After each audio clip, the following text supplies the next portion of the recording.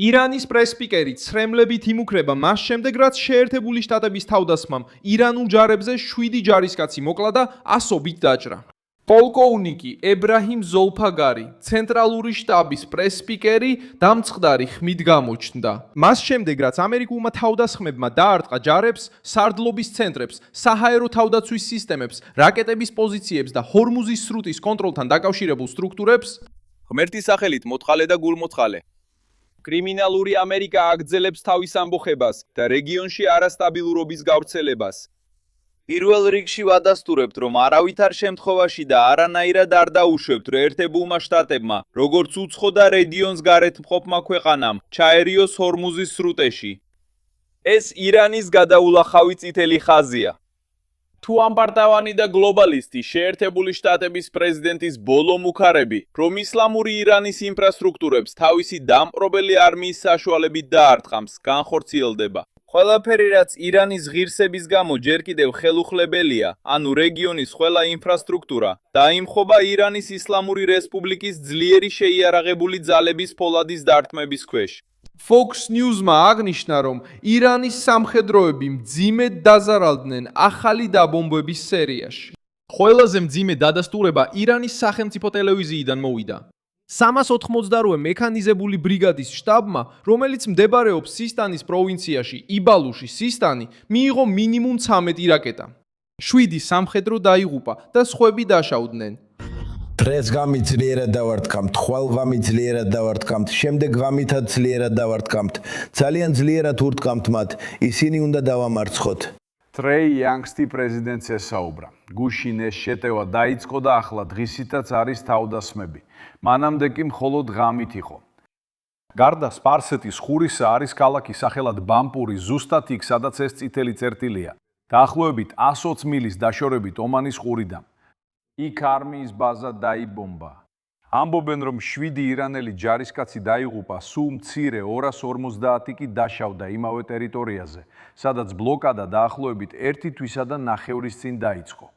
ის ახლა ისევ აღდგა.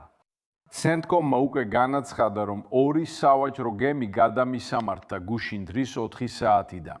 ამ ვითარებაში ზოლფაგარიმ დაიმუქრა, რომ გაანადგურებს მთელი რეგიონის სტრუქტურებს, თუ დონალდ ტრამპი შეუტევს ხიდებს, ელექტროსადგურებს და ირანის სხვა ინფრასტრუქტურულ ობიექტებს. შეტევებმა ახალი ტემპი შეიძინა 2026 წლის 15 ივლისს. შეერთებული შტატების ცენტრალურმა სარდლობამ შეტევა გამოაცხადა დილის 6 საათზე ამერიკის აღმოსავლეთ სანაპიროს დროით. შემდეგ მოხვა კიდევ ერთი ოპერაცია დღის 3 საათზე და ახალი ტალღა ღამით. დარტყმებმა დააზიანა სარდლობის ცენტრები, საჰაერო თავდაცვის სისტემები, რაკეტებისა და დრონების ობიექტები, სანაპირო სადარაჯო პუნქტები. დიდ ტუმბეს კუნძულზე ამერიკულმა ძალებმა ზუსტი საბრძოლო მასალა გამოიყენეს სანაპირო თავდაცვისა და ფრთოსანი რაკეტების ობიექტების წინააღმდეგ. შეტევა დღისითაც და ღამითაც განხორციელდა, რამაც ირანულ ჯგუფებზე ზეწოლა მოახდინა და სამხედრო სტრუქტურების ხელახლა ორგანიზება გაართულა. დარტყმა მექანიზებულ ბრიგადაზე ხსნის, რატომ იყო ირანის განცხადება ასეთი მკაცრი ტონით გაკეთებული. ერთეული სამხრეთ-აღმოსავლეთ სტრატეგიულ რეგიონში ტანკებსა და ჯავშან მანქანებს იყენებს. სახელმწიფო ტელევიზიამ გაავრცელა ინფორმაცია, რომ დაღუპულებს შორის იყვნენ როგორც ახალწვეულები, ასევე პროფესიონალი სამხედროები.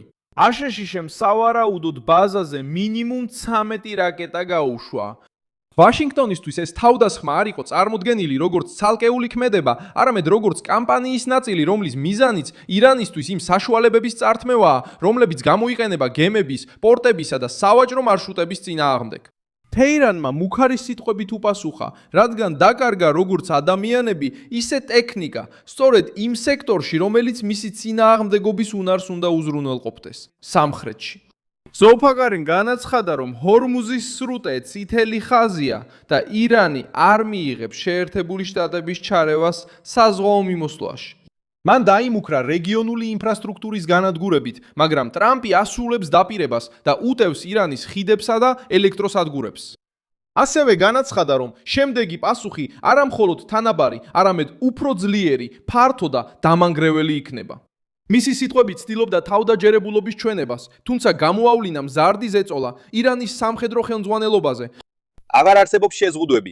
ის რაც ირანის შეიარაღებული ძალების მხრიდან ხდება, არ არის თანაბარი პასუხი, ეს არის უფრო ძლიერი დარტყმა. განხორციელდება დარტყმები, რომლებიც იქნება უფრო ინტენსიური, ბევრად უფრო ფართომასშტაბიანი და უფრო დამანგრეველი, ვიდრე ოდესმე. მოსახლეობის რიცხვის ცეცხლი, რომელიც არასდროს დანებებულა, შთანთქავს და დაწვავს აგრესორს. და საბოლოოდ და აბსოლუტური გამარჯვება მხოლოდ ღმერთისგან მოდის, ხოვლის შენძლე და ბრძენი. ის ვერ ახერხებს ყველა ამერიკული ტალღის შეჩერებას და ცდილობს გაზარდოს შეტევის პოლიტიკური და ეკონომიკური ფასი და ემუქრება მეზობელ ქვეყნებს, რომლებიც იღებენ შეერთებული შტატების ძალებს. შეტყობინება პირდაპირ შეეხო ბაჰრეინს, ქუვეითს, იორდანიას, საუდის არაბეთს, არაბთა გაერთიანებულ საამიროებს და ომანს. ამერიკული ზეწოლა ქვეყნის შიგნით 2026 წლის 16 ივლისს გავრცელდა. ირანის სახელმწიფო მედიამ დაადასტურა თავდასხმების სემინამბურის პროვინციაში, რომელიც დაკავშირებულია ბალისტიკური რაკეტების წარმოებასთან და რეჟიმის კოსმოსურ პროგრამასთან. სენან სემინამბურის აეროპორტის ნაწილები დაზიანდა, როგორც სახელმწიფო მაუწყებელი IRIB იუწყება, თუმცა საცხოვრებელ უბნებში დარტყმები ოფიციალურად არ დაფიქსირებულა. ასევე გავრცელდა ცნობები აფეთქებების შესახებ თეირანის მახლობლად და ოპერაციებზე ისეთ პროვინციებში, როგორიცაა რამადანი, ორმოზგანი, ქუზისტანი, ლორესტანი, მარკაზი, მარკასე, ისისტანი და ბალუჩისტანი. გეოგრაფიული მასშტაბი აჩვენებს, რომ შეტევა არ შემოიფარგლება მხოლოდ სანაპირო ბატარეებით. ვაშინგტონი ცდილობს დააზიანოს ქსელი, რომელიც აწარმოებს, ინახავს, ამოიცნობს და უშვებს იმ იარაღს, რომელსაც ორმოსის საფრთხის ქვეშ დასაჭერად იყენებენ. საზღვაო დაპირისპირება კიდევ უფრო სერიოზული გახდა მას შემდეგ, რაც არაბთა გაერთიანებული საამიროების 2 ნავთობის ტანკერი ირანული ფრთოსანი რაკეტებით დაიბომბა ომანის ტერიტორიულ წყლებში. გემები მომბასა B და ალბაჰია სრუტის სამხრეთ ზოლებში გადაადგილდებოდნენ, როდესაც მათზე თავდასხმა განხორციელდა. ინდოელი ეკიპაჟის წევრი დაიღუპა, 8 ადამიანი დაშავდა და სხვა მუშაკების ევაკუაცია გახდა საჭირო. თავდასხმაზე პასუხისგებლობა ისლამური რევოლუციური გვარდიის კორპუსმა აიღო. სამიზნეების შერჩევამ აჩვენა, რომ ირანი ასე ვაპირებს დაარტყას ალტერნატიულ ოპერაციებს, რომლებიც გამოიყენება რეჟიმის მიერ კონტროლირებად გასასვლელზე დამოკიდებულების შესამცირებლად. ეფექტი უკვე ჩანს კომერციულ მოძრაობაზე. საზღვაო სექტორის წყაროებმა სააგენტო Reuters უთხრეს, რომ ზოგიერთი კომპანია უარს ამბობს ამერიკული ძალების მიერ მართულ გადაკვეთებზე, რადგან მიიჩნევს, რომ რისკი მაღალია. მეთაურების შიში აჩვენებს, რომ თეირანი ჯერ კიდევ ინარჩუნებს შესაძლებლობას გაუშვას რაკეტები, გამოუშვას დრონები და საფრთხეში ჩააყენოს სამოქალაქო ეკიპაჟები, თუნდაც ძლიერი დაბომბვის პირობებში. ეს დაუცველობა ხსნის, რატომ აღადგინა ტრამპმა ირანის პორტების საზღვაო ბლოკადა. ამერიკულმა ძალებმა ასევე დაარტყეს და გააუვნებელყვეს ნავთობის ტანკერი ბელმა, რომელიც კიურასაოს დროშის ქვეშ იყო. მას შემდეგ, რაც ხომალდმა უგულებელყო გაფრთხილებები და კარღის კუნძულისკენ გაემართა, რომელიც ირანის ნავთობის ექსპორტის მთავარი ტერმინალია. ამერიკელი სამხედროების თქმით, ერთმა თვითმფრინავმა ცეცხლი გაუხსნა ხომალდის საკვამულს, რათა შეეჩერებინა მისი მოძრაობა. დონალდ ტრამპმა თეირანისთვის საჯარო ვადა არ დაასახელა, მაგრამ აღნიშნა, რომ ირანელებმა იციან რა უნდა გააკეთონ და მათთვის უკეთესია თუ სწორად მოიქცევიან. პრეზიდენტმა განაცხადა, რომ რეჟიმს სურს მოლაპარაკება, რადგან დღისით და ღამით განხორციელებული თავდასხმების წნეხს გრძნობს. ჯეიდ ვანსმა ამ ესკალაციაში მნიშვნელოვანი ზღვარი დააწესა. ვიცე-პრეზიდენტმა განაცხადა, რომ შეერთებული შტატები ირანის მთავრობის დასამხობად 150,000 ჯარისკაცს არ გაგზავნის. მისი თქმით, რეჟიმის შეცვლა ირანის ხალხზეა დამოკიდებული და ამერიკის არმია ამ საქმეს ირანელების ნაცვლად არ გააკეთებს.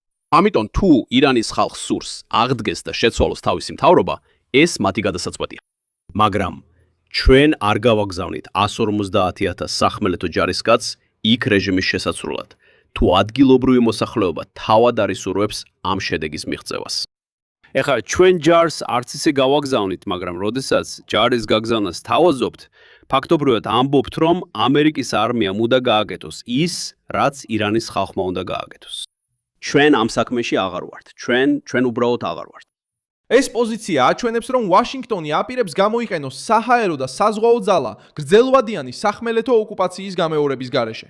ვენსმა ასევე გააფრთხილა, რომ შეჭრას შეიძლება მოხვდეს კოლაფსი, ლტოლვილები და ძალადობრივი ჯგუფების გაფართოება, როგორც ეს მოხდა ლიბიაში. ირანმა უპასუხა რაკეტებითა და დრონებით შეერთებულ შტატებთან დაკავშირებულ ობიექტებზე ბაჰრეინში, იორდანიასა და ქუვეითში. პირველი ინფორმაციის გავრცელებამდე ამ ქვეყნების ხელისუფლებას ამ თავდასხმებში სერიოზული ზიანი ან ახალი მსხვერპლი არ დაუდასტურებია. ჰუსიტებმა, რომლებიც თეირანის მოკავშირეები არიან იემენში, ასევე გაუშვეს რაკეტები და დრონები აბას აეროპორტზე, საუდის არაბეთში. ამ ქმედებამ გაზარდა შიში, რომ რეჟიმი შეეცდება წნეხის კიდევ ერთი ფრონტის გახსნას წითელ ზღვასა და ბაბ-ელ-მანდების სრუტეზე. ეს აჩვენებს, რომ ირანს სჭირდება საფრთხის გაფანტვა, რადგან მის საკუთარ სამხედრო ცენტრებს უტყამენ. შემდეგ თეირანს უნდა გადაწყვიტოს, გააგრძელებს თუ არა ყველას ჯარების, ინფრასტრუქტურისა და გავლენის მსხვერპლად შეწირვას სრუტეზე კონტროლის შესანარჩუნებლად, თუ გადახვდება მოლაპარაკებას ამერიკული დაბომბვების ზეწოლის ქვეშ. დიდი მადლობა, რომ ეს ვიდეო ბოლომდე ნახეთ. მხარი დაუჭირეთ ჩვენს პროექტს და ფინანსურად შეიტანეთ წვლილი ფიქსის კოდის მეშვეობით, რომელიც თქვენს ეკრანზე ჩანს. ჩვენ ვართ დამოუკიდებელი არხი, რომელიც მიზნად ისახავს თქვენთვის სიმართლის მიწოდებას. თქვენი წვლილი გვეხმარება საქმიანობის გაგრძელებაში.